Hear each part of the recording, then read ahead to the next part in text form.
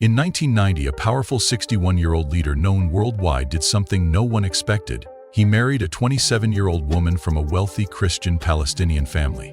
She was Suha Arafat, a woman who had grown up in an entirely different world. Yasser Arafat, a revolutionary leader living in exile, surrounded by bodyguards, danger, and political struggles, married Suha, who had lived a privileged life in Paris far from conflict. Their union shocked many, and some of Arafat's closest allies disapproved, while his enemies whispered that Suha was simply after his power. Her own family pleaded with her not to go through with it. But Suha believed in something bigger than love. A mission, a purpose, a future by Arafat's side. Little did she know that the marriage would turn into a golden cage, one filled with loneliness, fear, and regret. So why did Suha Arafat, once the First Lady of Palestine, later say she regretted marrying him? What happened behind the palace doors? And what about their daughter, born into a world of politics, power, and secrets? Let's explore the untold story of Suha Arafat, a woman who became trapped in a life she never imagined, before becoming the wife of one of the most powerful and controversial leaders in the Middle East. Suha Arafat was born in 1963 into a wealthy Palestinian Christian family. Her father was a banker, and her mother was a journalist and activist. Unlike many Palestinians at the time, Suha didn't worry about money or security. She was surrounded by art, culture, and education.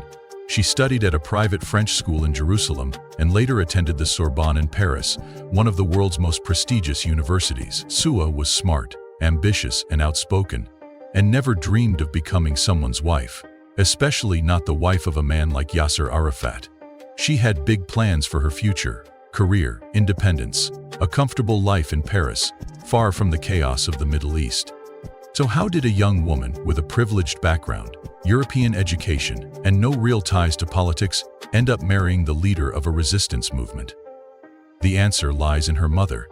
Suha's mother was a passionate supporter of the Palestinian cause and a close friend of Arafat.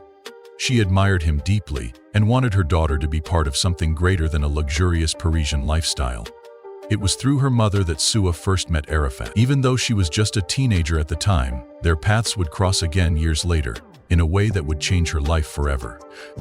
At 23, Suha moved to Tunisia, where Arafat and the Palestinian Liberation Organization were in exile. She began working for him, translating documents, organizing events, and slowly becoming part of his inner circle.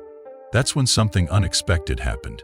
The girl who once dreamed of a peaceful, normal life found herself falling for a man who was 3 decades older, a man who dedicated his entire life to politics and war. Arafat, who had always said he'd never marry, suddenly took the unexpected step of marrying Suha in 1990. The wedding, however, was nothing like a royal celebration. It was kept a secret. Arafat knew it would cause a political storm. His people saw him as a warrior, not a husband, and many of his allies disapproved of the marriage. His enemies whispered that Suha was only after his power. Even her family couldn't understand why she would give up her privileged life for a man constantly living under threat. After the wedding, Suha's life changed forever. She was no longer just a young woman from a wealthy family. She was the First Lady of Palestine. However, her life was nothing like the glamorous role it seemed. Rather than luxury and romance, she found herself in a world of secrecy, fear, and loneliness. Arafat was always focused on his cause, his first love, and rarely had time for her or their family. Their home was never a true home, but a bunker surrounded by security. Every day felt like living under siege, and Suha often felt like an outsider. Despite her conversion to Sunni Islam after marrying Arafat, rumors spread that she was not fully accepted by the Palestinian people, who viewed her as too Western and out of place. By 1995, after 5 years of marriage, Suha gave birth to their only child, Zahwa. For a brief moment it seemed like Arafat might slow down, but nothing changed. He continued to live his life as if nothing had shifted. He rarely spent time with Zahwa, and their family moments were often staged for public appearances. Suha was left to raise their daughter alone, knowing this wasn't the childhood she wanted for her. Suha's role as First Lady was a far cry from the roles played by the wives of Western leaders. She had no real power or influence. She wasn't involved in charity work, diplomacy, or political discussions. She was expected to stay in the background, silent and loyal. This suffocating existence was far from the free-spirited, independent woman she once was. Over time, she became increasingly isolated. With no close friends, no real allies in Arafat's circle, and no control over her own life, she began to ask herself, was it worth it? In the early 2000s, Arafat's health declined. Despite his attempts to project strength, he became weaker, and Suha's position weakened with him. When he fell seriously ill in 2004, she was sidelined. His inner circle took charge of decisions regarding his treatment, and Suha, for once, was the one in control, speaking on his behalf. However, behind the scenes, a political battle over his legacy was brewing. Suha insisted that Arafat had been poisoned, but many saw her as a traitor, accusing her of trying to seize his fortune. When Arafat died on November 11, 2004, it marked the end of an era for the world. But for Suha, it marked the beginning of a nightmare. After his death, she was ostracized. The political battles continued, and rumors about her involvement in Arafat's finances only intensified. She was accused of hiding millions in secret bank accounts, a claim she denied.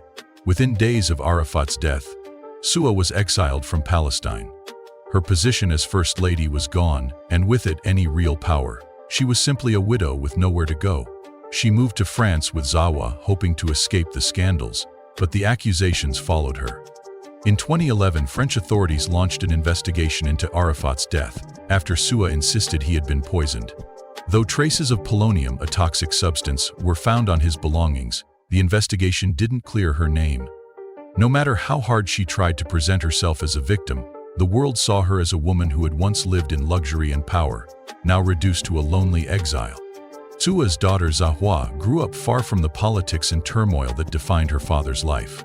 She chose to live a quiet life, far away from the political battles that had consumed her parents. She kept a low profile, living between Paris and London, and avoiding public appearances. Rumors about Zahwa's wealth, including accusations that she inherited a fortune from her father, only added to the mystery surrounding the Arafat family. Today, Suha Arafat lives a private life in Malta, far removed from the world she once knew. Though she has stayed quiet about her marriage and its struggles, she eventually admitted that marrying Arafat was a mistake. She confessed she regretted it, revealing that she had tried to divorce him over 100 times but couldn't escape. In the end, after years of fear, loneliness, and political scandals, Suha Arafat has nothing left but regret. She gave everything to Arafat, but when he died, she had nothing. No country, no allies, and no place in the world she had once fought for. The life she imagined was never realized, and she is now left with the memory of what could have been.